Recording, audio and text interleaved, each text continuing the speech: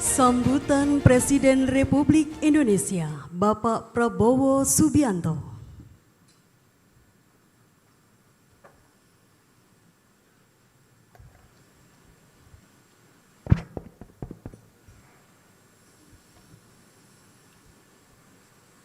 Bismillahirrahmanirrahim. Assalamualaikum warahmatullahi wabarakatuh.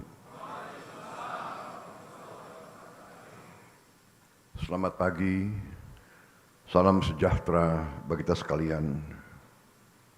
Shalom, salve, Om Swastiastu, Namo Buddhaya, salam kebajikan. Yang saya hormati dan yang saya banggakan, Ketua Mahkamah Agung Republik Indonesia, Profesor Dr. Sunarto, SHMH. Wakil Ketua Mahkamah Agung Republik Indonesia bidang non-judisial, Bapak Haji Soeharto SH.MH. Para Ketua Kamar Mahkamah Agung, para Hakim Agung dan Hakim Ad Hoc Mahkamah Agung, seluruh jajaran Mahkamah Agung yang saya hormati dan saya banggakan. Ketua Dewan Perwakilan Daerah Republik Indonesia, Saudara Sultan Bakhtiar Najamuddin, Ketua Mahkamah Konstitusi Republik Indonesia, Dr. Suhartoyo, Ketua Komisi Yudisial RI, Profesor Amzulian Rifai, Ketua BPK RI, Saudari Isma Yatun, Menteri Hukum, Saudara Supratman Andi Aktas,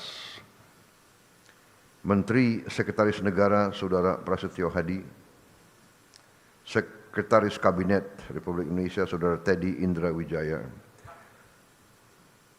Kapolri, Kepala Kepolisian Negara Republik Indonesia Jenderal Polisi Listio Sigit Prabowo, Panglima TNI Jenderal TNI Agus Subianto,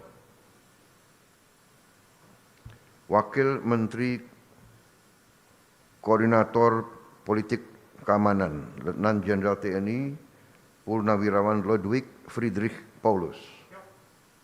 Yang saya hormati, para hakim, para undangan, rekan-rekan pers semuanya, dan terutama para wisudawan dan wisudawati yang saya banggakan.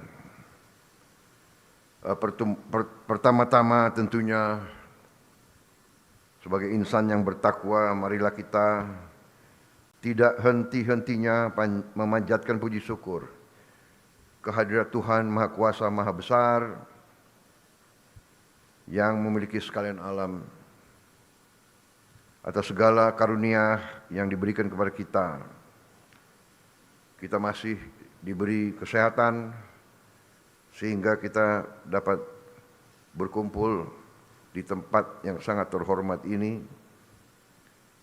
yaitu di Mahkamah Agung Republik Indonesia pada acara pengukuhan 1451 hakim. Ini adalah suatu kehormatan besar bagi saya. Terima kasih atas undangan ini. Saya merasa penting dan saya merasa perlu untuk hadir di setiap acara yang diselenggarakan oleh setiap lembaga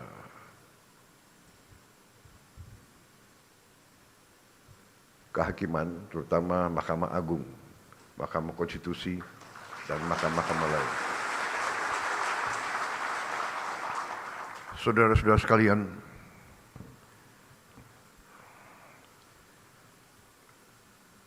kita semua sedang berada dalam suatu usaha besar, yaitu kita sedang melaksanakan pembangunan negara.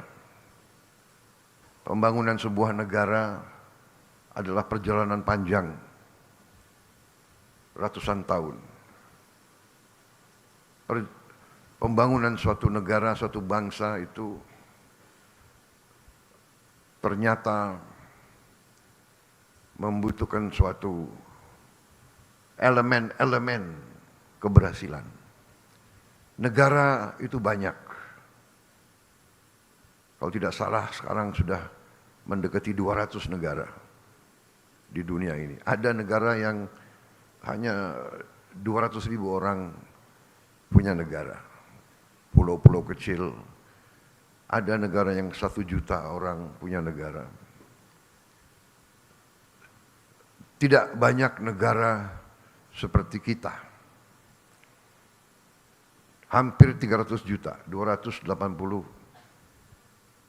juta orang hari ini.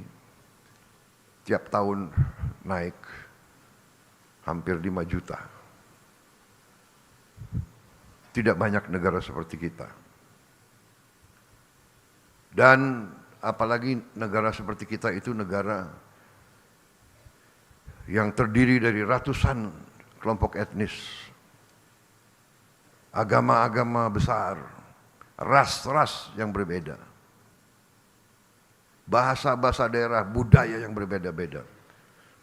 Saudara-saudara, kita sadar dari kita belajar sejarah bahwa tidak semua negara itu berhasil.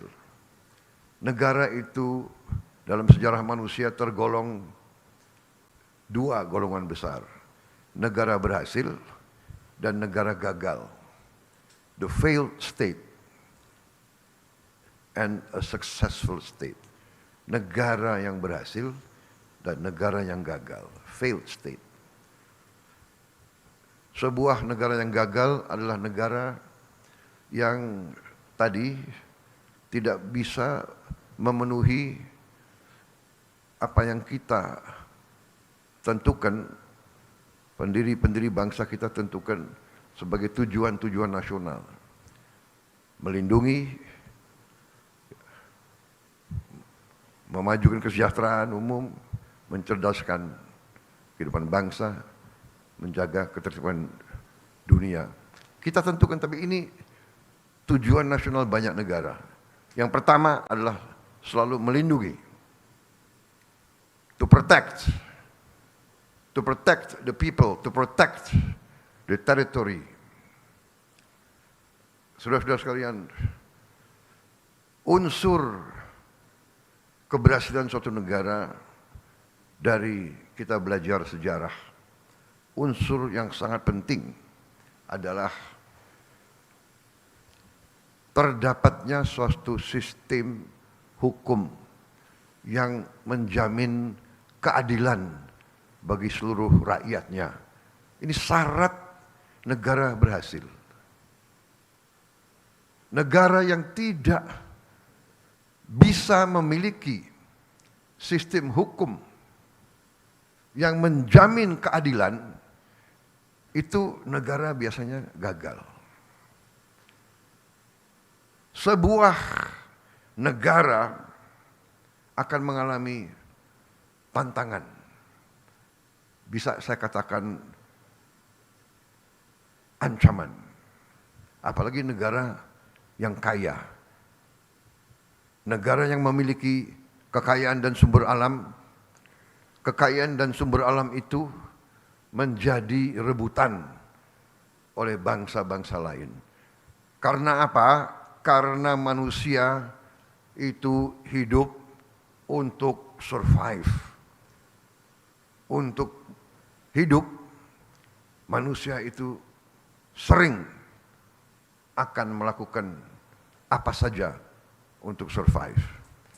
Bangsa yang tidak punya air, dia akan merebut air. Dia akan perang. Kita lihat India Pakistan sekarang. India mengatakan akan menghentikan beberapa sungai. Pakistan mengatakan kalau perlu saya perang nuklir. Daripada saya mati pelan-pelan, tidak minum, tidak bisa tanam makanan, saya sekalian aja kita sama-sama mati. Ini survive. Untuk makan demikian. Bangsa yang tidak punya lahan subur akan merebut lahan subur. Demikian mineral yang berharga. Demikian energi yang berharga. Bangsa yang tidak punya akan merebut. Bangsa yang punya, negara yang punya sering digerogoti. Jadi negara yang tidak memiliki sistem hukum yang mampu memberi keadilan biasanya tidak stabil, biasanya akan terjadi huru-hara bahkan perang saudara. Ini pelajaran. Jadi demikian pentingnya yudikatif. Makanya negara modern dari ratusan tahun dikatakan terdiri dari 3 unsur, trias politika, eksekutif, legislatif, yudikatif. Tidak bisa eksekutif hebat, legislatif tidak bagus, yudikatif tidak bagus. It cannot be done. Tidak bisa. Ini sejarah ribuan tahun, saudara-saudara. Jadi saya sebagai sekarang saya mandataris, saya dipilih rakyat, saya sekarang memimpin eksekutif, saya sekarang bertanggung jawab. Saya sadar kalau saya tidak didukung oleh yudikatif yang hebat, yang kuat, yang berintegritas, sangat sulit untuk saya melaksanakan tugas saya untuk rakyat. Jadi saudara-saudara, saya terima kasih sama Ketua Mahkamah Agung. Saya ini kalau tidak salah dalam 6 bulan saya sudah 2 kali diundang ke sini. Ya, terima kasih. Dan saya tidak mau panjang lebar kasih sambutan karena saudara pasti sudah tahu ujungnya di mana. Betul? Ini pidato ini bagus banget ini.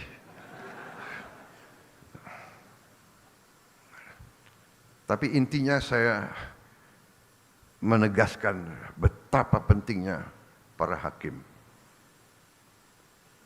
Anda adalah benteng terakhir keadilan.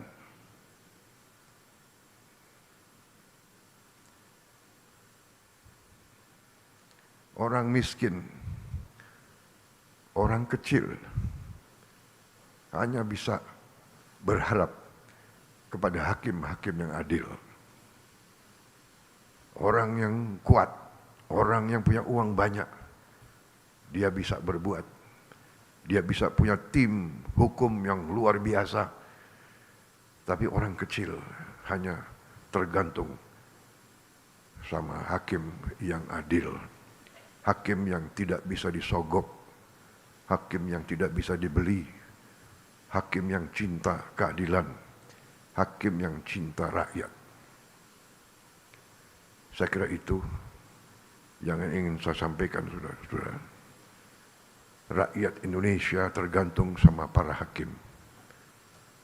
Dan saya sebagai mandataris, saya sadar itu, dan karena itu saya perintahkan menteri-menteri saya ingin naikkan gaji seluruh hakim di Indonesia.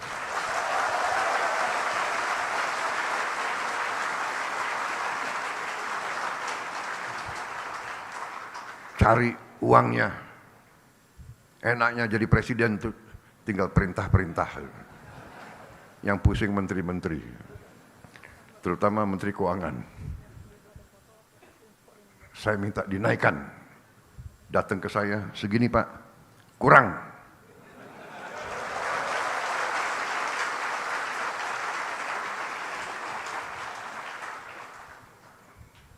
kalau perlu anggaran lain saya kurangi. Di sini ada Panglima TNI dan ada Kapolri. Kalau perlu anggaran TNI dan Kapolri saya kurangi.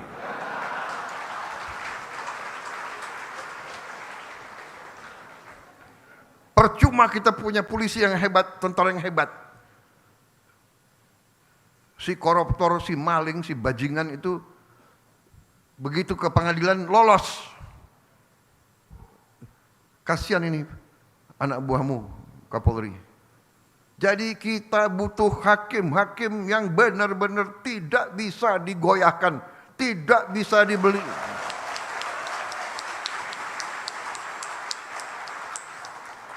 Dan begitu saya jadi presiden, saya kaget. Saya tanya, gimana kondisi hakim?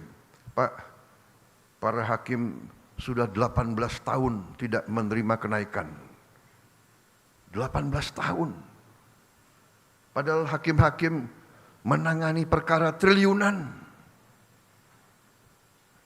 Saya dapat laporan ada hakim yang masih kontrak. Tidak punya rumah dinas dan sebagainya. Perumahan sudah kita tertibkan, mudah-mudahan segera akan dilaksanakan. Kita besar-besaran akan lakukan pembangunan perumahan dan gaji. Saya kira saya langsung aja ya.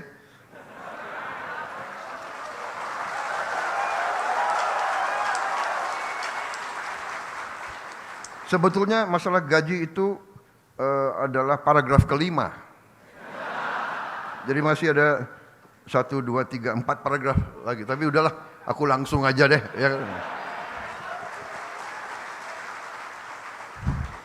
Ya. Intinya yang penting, Pak, yang penting pelaksanaannya, Pak. Jadi saya, Prabowo Subianto, Presiden Republik Indonesia ke-8, hari ini mengumumkan bahwa gaji-gaji hakim akan dinaikkan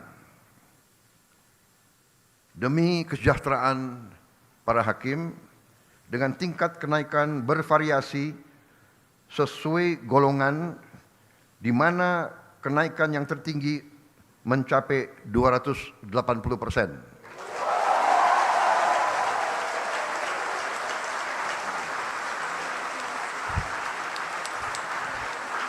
Dan golongan yang naik tertinggi adalah golongan yang paling junior, paling bawah.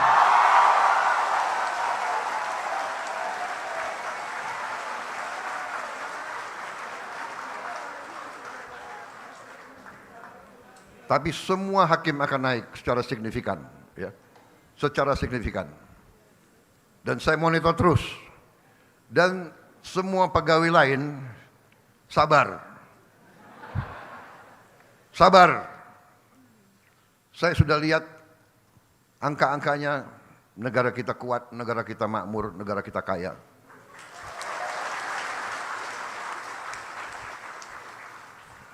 Yang penting kekayaan itu harus kita jaga, harus kita kelola sebesar-besarnya untuk kepentingan rakyat Indonesia semuanya.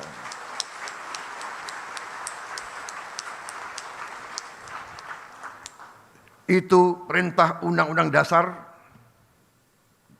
dan Undang-Undang Dasar adalah sumber hukum kita yang tertinggi. Benar, Pak Ketua? Ya, saya benar. Saya itu kalau masalah ilmu, saya cari yang menguasai ilmu paling tinggi. Kalau ilmu hukum, ya hakim-hakim agung. Jadi kalau hakim-hakim agung sudah membenarkan, sudah ada fatwa, saya nggak ragu-ragu. Jadi Presiden disumpah untuk melaksanakan Undang-Undang Dasar Negara Republik Indonesia. Pak Ketua, benar kah? Kemudian Presiden juga disumpah untuk menjalankan segala perundang-undangan yang berlaku di Republik Indonesia. Benar? Saya tidak ragu-ragu, saya akan jalankan segala perundang-undangan di Indonesia.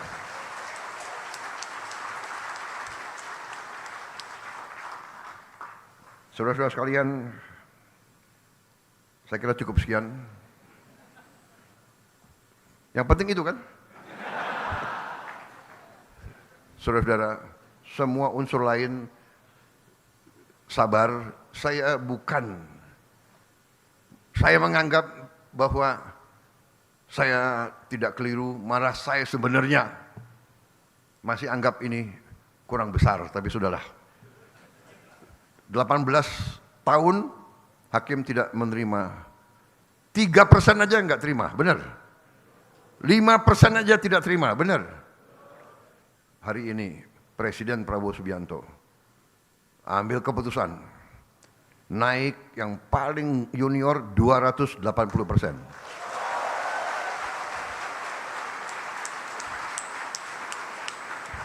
Dan itu tidak memanjakan. Itu tidak memanjakan. Daripada uang negara dicuri oleh makhluk-makhluk yang nggak jelas itu. Berkali-kali saya kasih peringatan ya. Tapi mungkin orang Indonesia itu kalau dikasih peringatan itu masih nggak mempan. Tapi sebentar lagi dengan hakim-hakim yang kuat kita tegakkan hukum. Tegakkan hukum.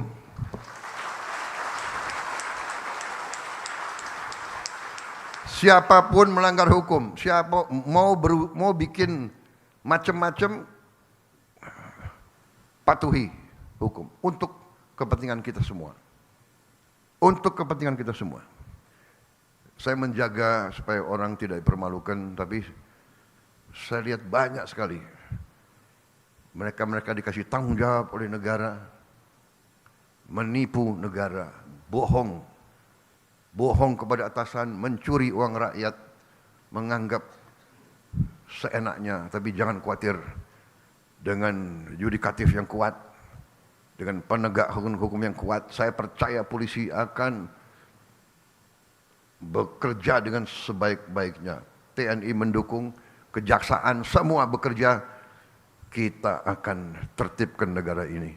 Kita akan bikin Indonesia berhasil karena sistem hukumnya yang baik.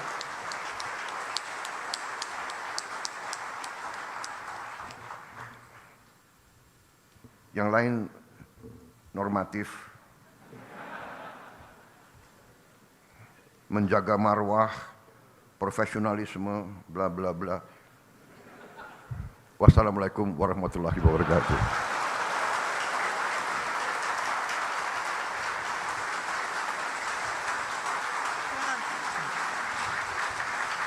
Acara pengukuhan hakim tahun 2025 telah selesai. Terima kasih.